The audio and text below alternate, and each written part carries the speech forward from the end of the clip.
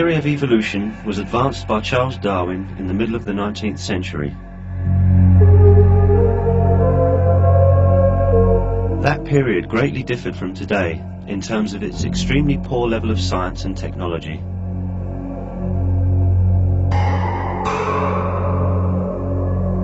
Nineteenth century scientists had to work in simple laboratories with quite primitive equipment.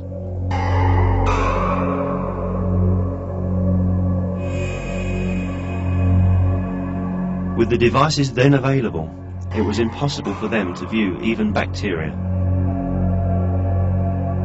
Furthermore, scientists were still under the influence of many superstitious beliefs upheld since the Middle Ages.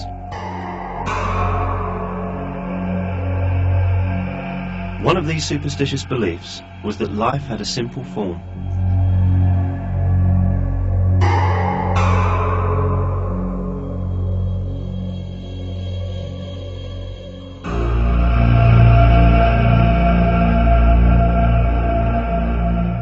Going as far back as Aristotle, this belief maintained that life could self-originate by the coincidental assembly of inanimate matter in a moist melee.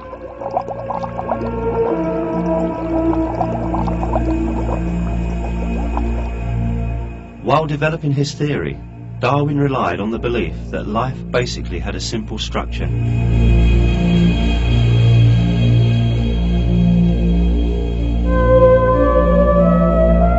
Other biologists who adopted and defended Darwin's theory thought the same way. For instance, the greatest advocate of Darwinism in Germany, Ernst Haeckel, supposed that the living cell, which could only be viewed as a dark spot under the microscopes of that time, had a very simple structure. In one of his articles, he referred to the cell as a simple little lump of albuminous combination of carbon. The theory of evolution was based on assumptions such as these. The pioneers of evolutionary theory like Haeckel, Darwin and Huxley thought that life had a very simple form, and that this simple form could originate by itself as a result of chance. However, they were mistaken.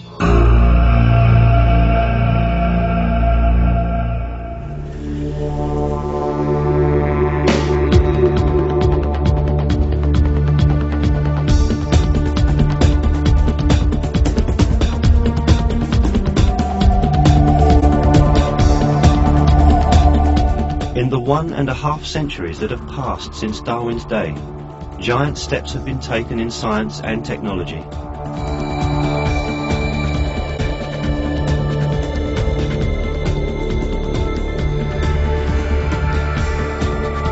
Scientists discovered the structure of the cell to which Haeckel referred as a simple little lump of albuminous combination of carbon. They saw with surprise that it is not simple at all, as earlier supposed.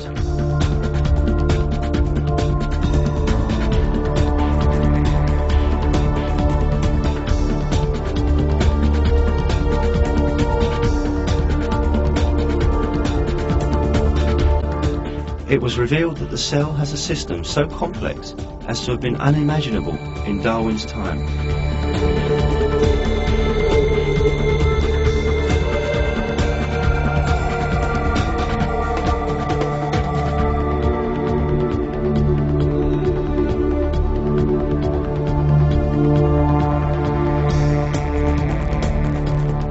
The fact is that a huge number of highly complex systems in nature cannot be plausibly accounted for. A renowned molecular biologist, Michael Denton, makes the following analogy to describe what kind of a structure the cell has. Exist in the biological literature.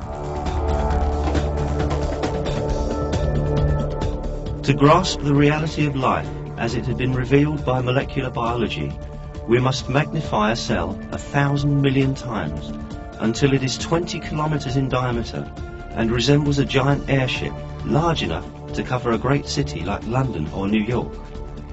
What we would then see would be an object of unparalleled complexity and adaptive design.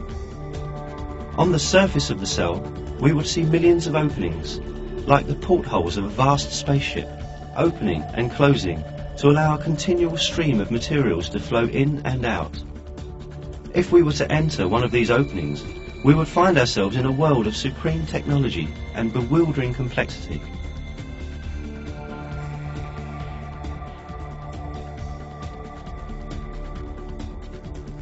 Now let us vitalise Professor Denton's spaceship analogy and see the complexity in the cell closer.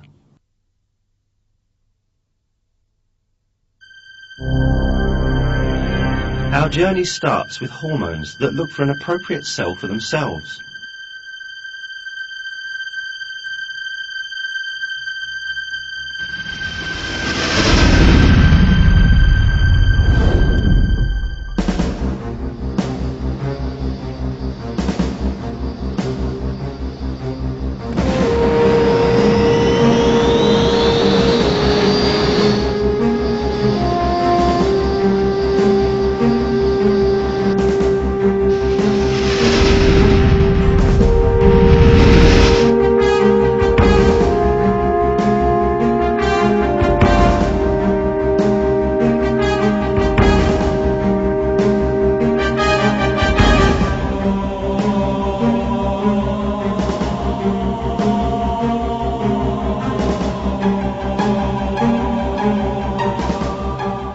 When hormones approach the cell, they first look for a door that will let them in.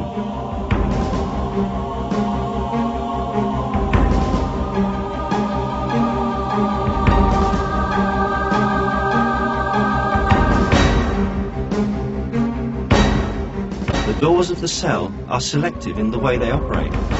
Every molecule stopping by a door is checked by the door to see whether it is beneficial to the cell or not. The doors open only for useful molecules.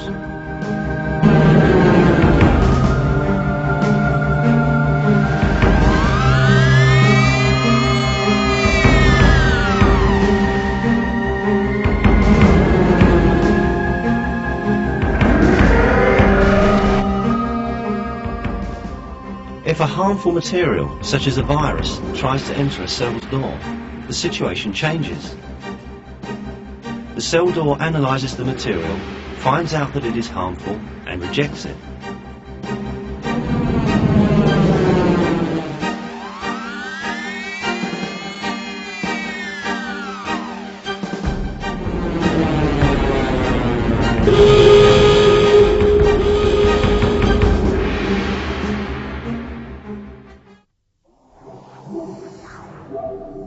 When we enter the cell, we discover, as Professor Denton describes, a stunning technology and complexity.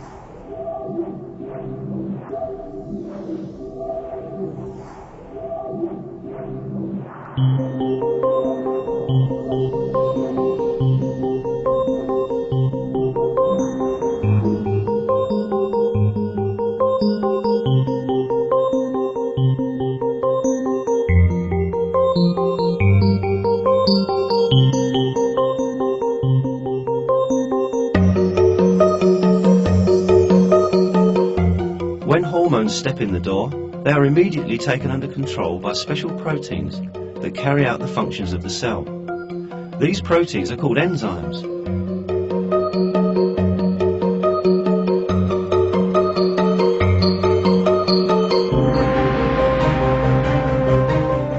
If required, enzymes immediately put the newly arrived hormones to use. If there is no need for these hormones at that moment, they are placed in the storage compartment of the cell, which is called the Golgi apparatus.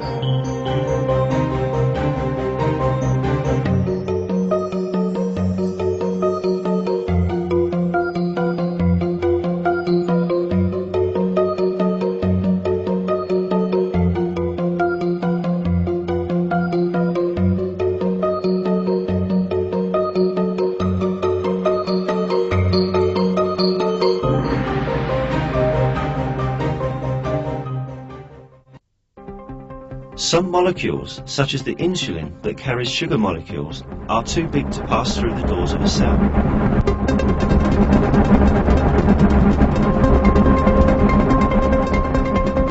The cell has a specially designed system for such big but useful molecules. The cell extends a special appendage outside its membrane to admit the insulin. The insulin outside is pulled in by this appendage. Of course, there's no need to say that a strict security check is not forgotten.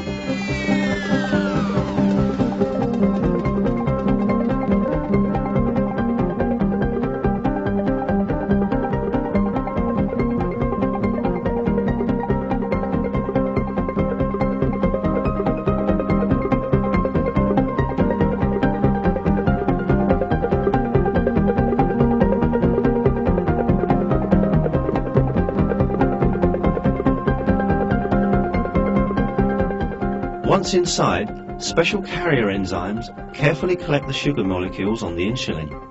Enzymes convey the sugar molecules they receive from insulin to the mitochondria, which makes up the cell's power-generating plant.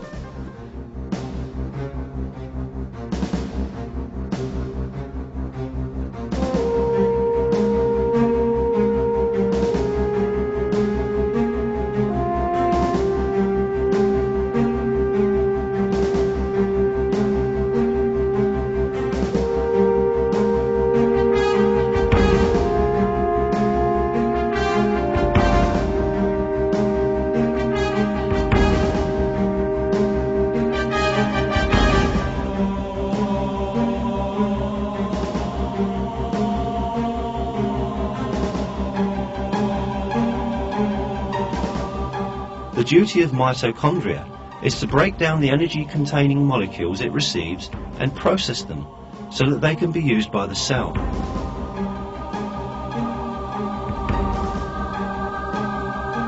Produced as a result of very complicated reactions in the mitochondria, the ATP energy packs are transferred to the related compartments of the cell through, again, a perfect mechanism.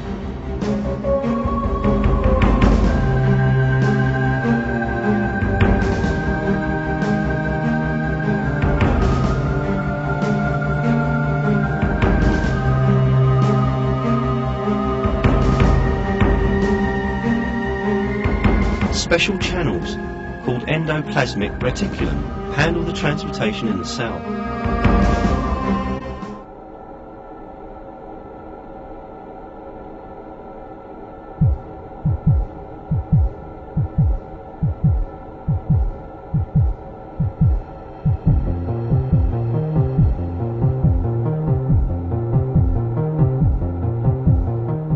The nucleus, which resembles a gigantic information processing centre, is the brain of the complex system of the cell.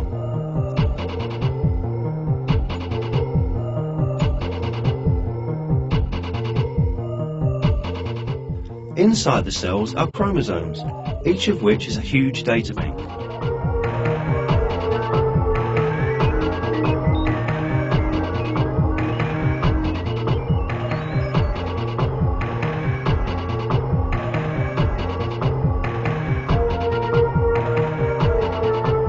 Chromosomes consist of intertwined DNA chains.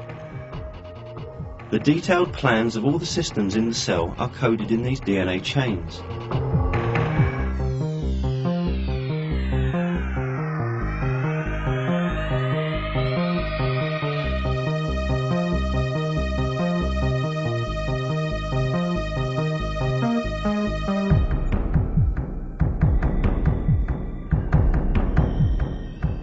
A DNA chain is like a spiral helix, composed of the sequential arrangements of 4 different molecules.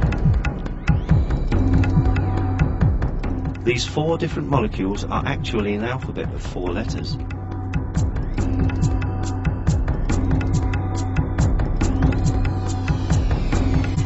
Thanks to this alphabet, an enormous amount of information that would fill hundreds of volumes of an encyclopedia is coded in the DNA molecule.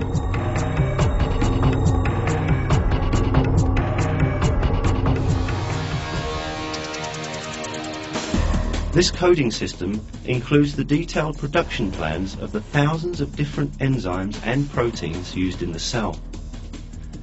The projects of all organic molecules that will be structured in the cell are written in the DNA down to their smallest details.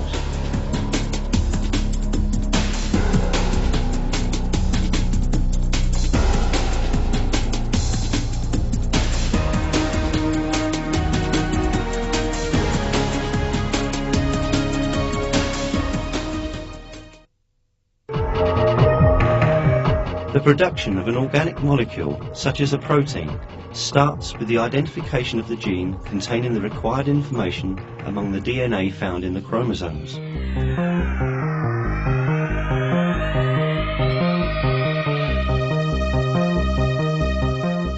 An enzyme exclusively in charge of this task opens the DNA like a zipper. Then, another group of enzymes come and divide the DNA strands into two. Another enzyme goes over one of the split pieces and quickly reads and copies the data coded here. Now, a perfect copy of the production plan in the DNA is obtained. After replication is completed, enzymes close the DNA and restore it to its original state. The copy produced from the DNA is called messenger RNA. Messenger RNA contains the production plan of the protein required for the cell.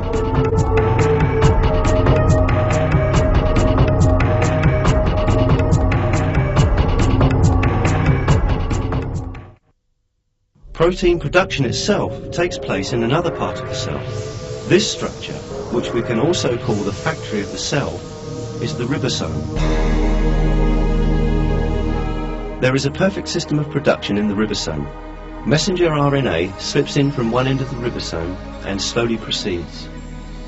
In the meantime, conveyors called the transfer RNA molecules carry the amino acids, which are the components required for the protein to be produced, to the ribosome in a complete state and in the right sequence.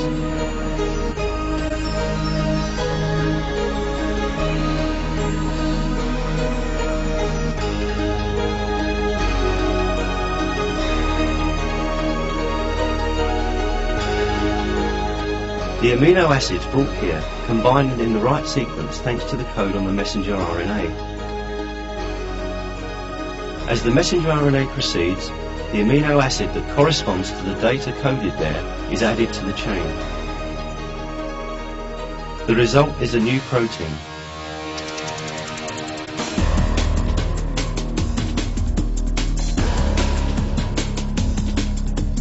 The slightest mistake in the amino acid sequence would cause the protein that is produced to be useless.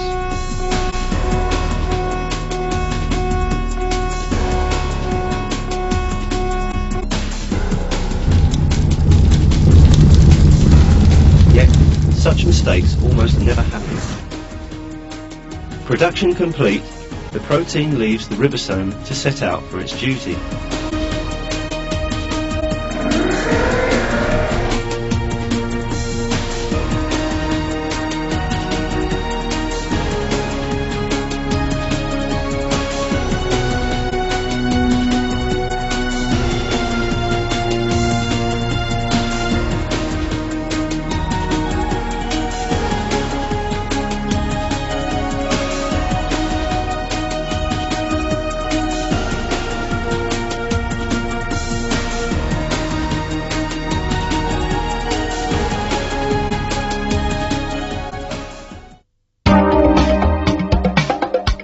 All these extraordinary processes take place, not somewhere far away, but right on your own body. The events we have simplified here are actually far more complicated, and they are continuously repeated in each and every one of the 100 trillion cells in your body.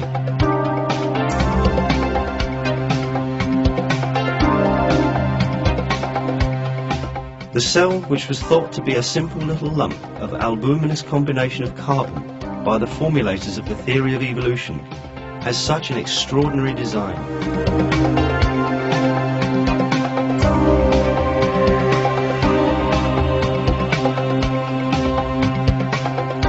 This magnificent system certainly could not have emerged by chance, as the theory of evolution claims.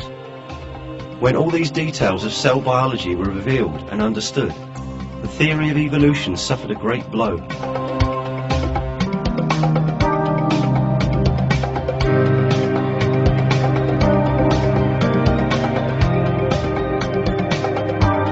Today, many of the world's distinguished scientists acknowledge that life, as embodied in the living cell, cannot be a product of chance. a very superior design underlies all aspects of life.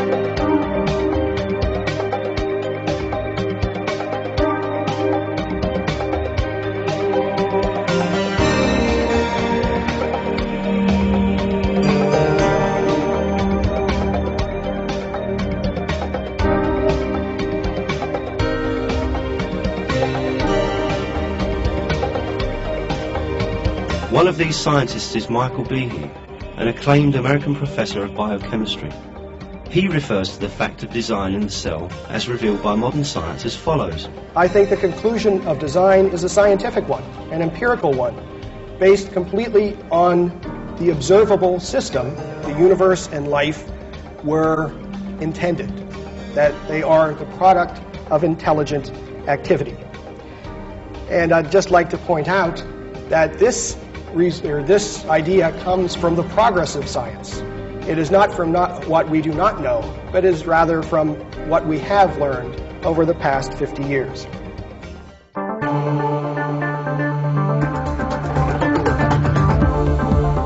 Indeed, science shows that all living beings have been brought into being as a result of conscious creation. Failing to explain the complex systems in a single living cell, the theory of evolution also fails to explain the designs in the bodies of living things. For instance, the aerodynamic in a bird wing, the amazing hunting methods of a spider, an insect made to resemble a leaf so that it can camouflage itself, the eye design on a butterfly's wings, or the feeling of compassion in animals. Life, with all its details perfectly designed, is obviously the result of superior creation.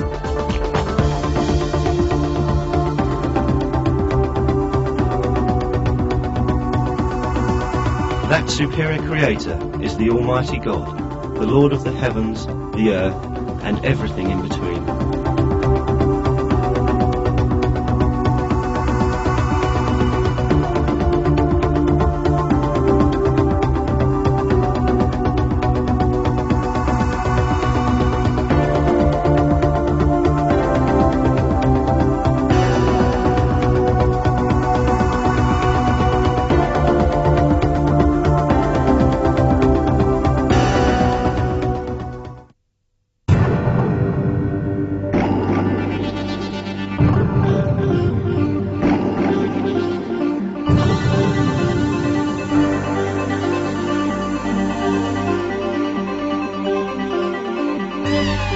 When you look around you, out in open air and in a broad field, you can readily see all objects farthest and closest to you in all their colours, shapes and size.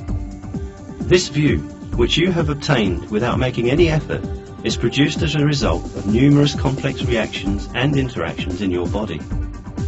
Now, let us look at these complicated operations closer.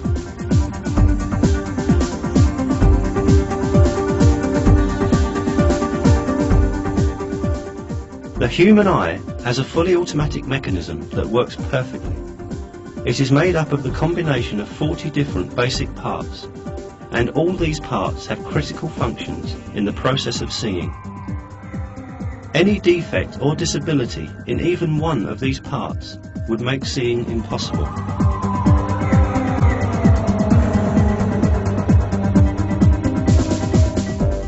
The transparent layer in the front part of the eye is cornea. Right behind lies the iris. Giving the eye its colour, the iris adjusts its size automatically according to the sharpness of light, thanks to the muscles attached to it. For example, if we are in a dark place, the iris widens to take in as much light as possible. When light increases, it shrinks to decrease the amount of light coming into the eye.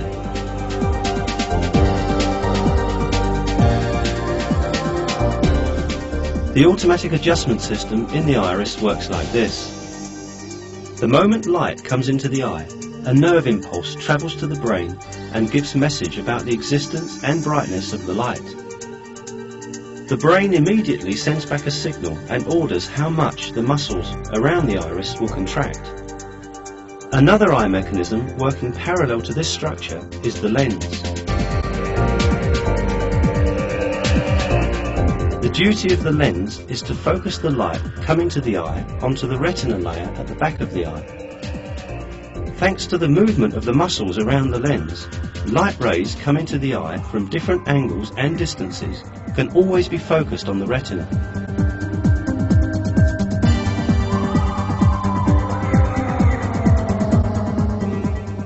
All the systems we have mentioned are far smaller, yet far more superior to the mechanical devices designed by the use of the latest technology in order to imitate the eye.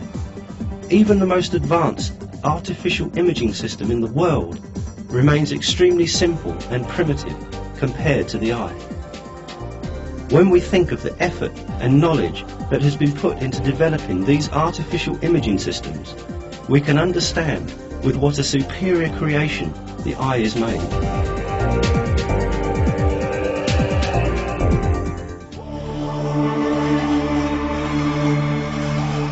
If we examine a single cell in the eye at the microscopic level, the superiority of this creation will be further revealed.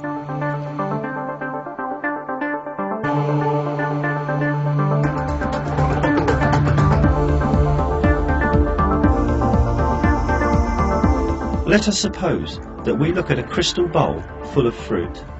The light rays coming from this bowl to our eye pass through the cornea and iris and are focused on the retina by the lens.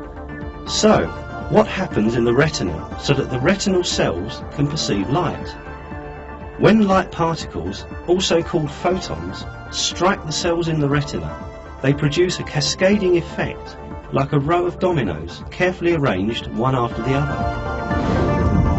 The first of these dominoes in the retinal cells is a molecule called 11-cis-retinol. When a photon of light interacts with it, this molecule changes shape. This forces a change in the shape of another protein, rhodopsin, to which it is tightly bound. Now, rhodopsin takes such a form that it can stick to another protein called transducin, which was already present in the cell, but with which it could not interact before due to its shape's incompatibility.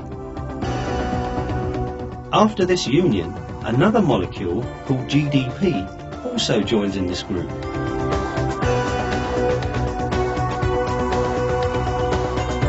Now, two proteins, rhodopsin and transducin, and a chemical molecule called GDP have bound together. However, the process has just begun. The compound called GDP now has the proper form to bind to another protein called phosphodiesterase, which always exists in the cell. After this bonding, the shape of the molecule that is produced would trigger a mechanism that will start a series of chemical reactions in the cell. This mechanism changes the ion concentration in the cell and produces electrical energy. This energy stimulates the nerves lying right at the back of the retinal cell. Consequently, the image that came to the eye as a photon of light sets on its journey in the form of an electrical signal. This signal contains visual information about the object outside.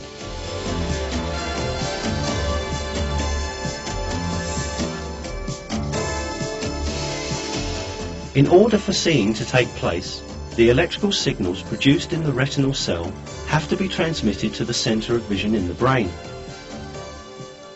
Nerve cells, however, are not directly connected to one another. There is a tiny gap between their junction points. How then does the electrical stimulus continue on its way? At this point, another set of complex operations takes place.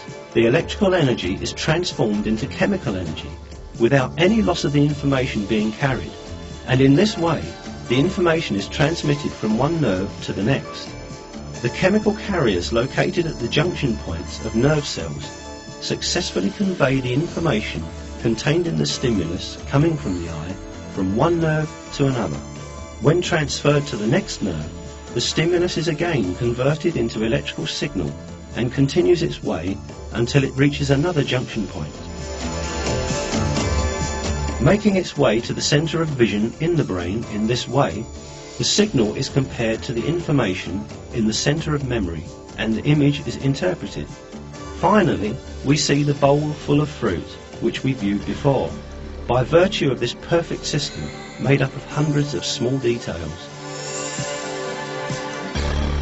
And all these amazing operations take place in a fraction of a second.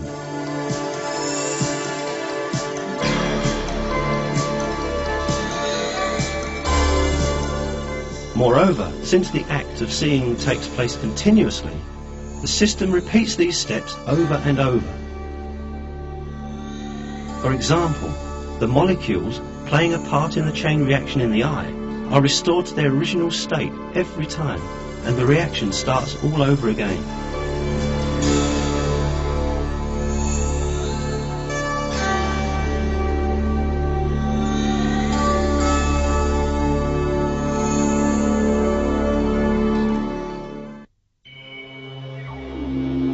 Of course, at the same time, many other equally complex operations are taking place in other parts of the body. We may simultaneously hear the sound of the image we are viewing. And depending on circumstances, we may sense its odour and taste and feel its touch. Meanwhile, millions of other operations and reactions have to continue without interruption in our body if we are to go on living.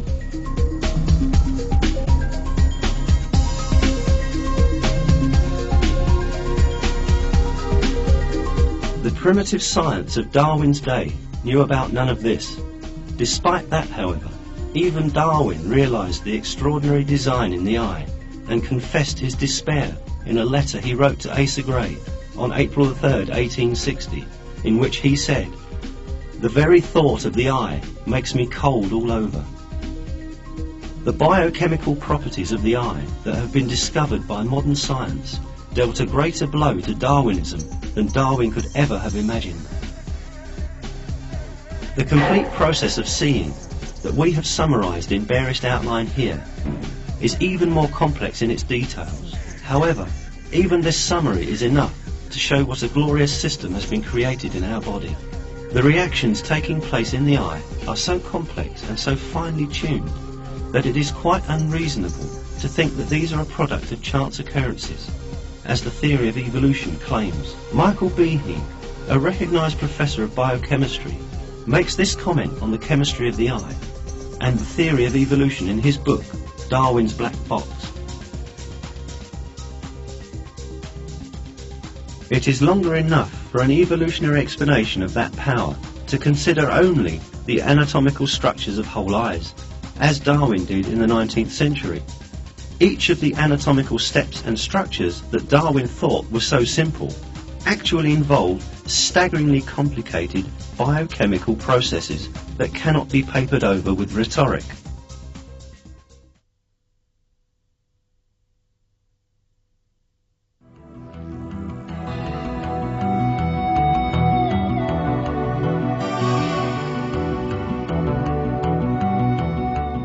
But, as we have seen, the theory of evolution is unable to account for a single system in a single living cell, much less explain life as a whole. Having utterly demolished the hypothesis that life is simple, science demonstrated to humanity a very important fact. Life is not the product of unplanned happenings. It is the result of a perfect creation.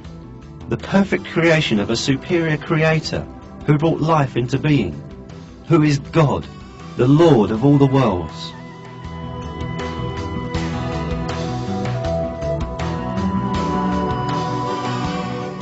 It is He who created both humans and all other living beings, and man is responsible to his Lord who created him. God reminds man of his truth in the Quran.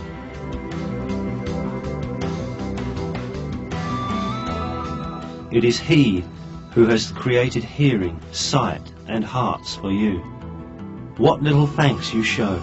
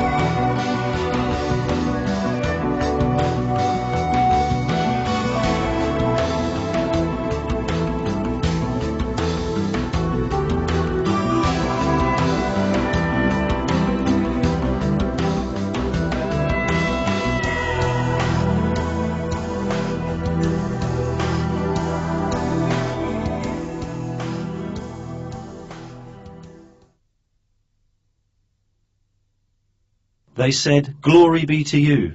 We have no knowledge except what you have taught us. You are the all-knowing, the all-wise."